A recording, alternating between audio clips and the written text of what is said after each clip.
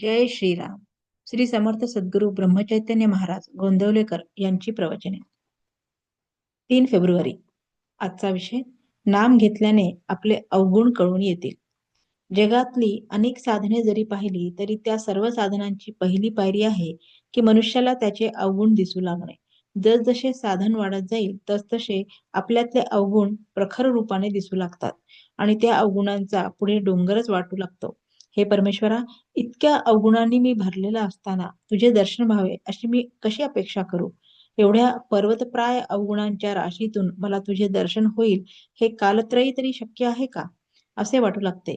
साधन करण्यापूर्वी रागीट माणूस कधी त्या रागाची खंत बाळगत नाही, किंबहुना तो अवगुण आहे हे मुळी त्याला पटतच नाही. तो म्हणतो, व्यवहारात असा दरारा पाहिजेच, त्याशिवाय कसे चालेल?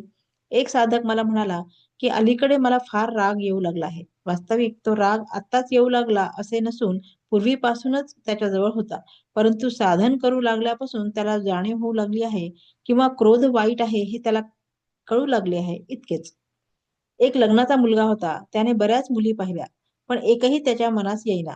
त्याचे आईवडील कंटाळून त्याला म्हणाले, तुला मुलगी पसंत पडू दे, मग आम्ही पुढचे काय ते ठरवू. ते काही मुलगी पाहायला बरोबर जात नसत. त्या मुलाची मोठी बहीण होती, तीच त्याच्याबरोबर जात असे. एका ठिकाणाहून मुलगी पाहून आल्यावर मोठ्या बहिणीने त्याला विचारले, कशी वाटली रे तुला? त्यावर तो म्हणाला, नाही बुवा आपल्याला पसंत. मोठी बहीण चाणाक्ष होती. तिने फक्त त्याच्या तोंडासमोर आरसा धरला आणि विचारले, या प्रतिबिंबापुढे कशी काय वाटते? तेव्हा स्वतःचे आणि मुलीचे रूप त्याच्या ध्यानी आले आणि तो म्हणाला, पुष्कळ बरी आहे. सारांश: जिथपर्यंत आपल्याला स्वतःचे खरे दर्शन होऊ शकत नाही तिथपर्यंत दुसऱ्यांचे अवगुणच आपल्याला दिसतात. आपल्याला दुसऱ्याचे जे काही अवगुण दिसतात त्यांचे बीज आपल्यातच आहे, हे माणसाने ठाम ओळखले पाहिजे.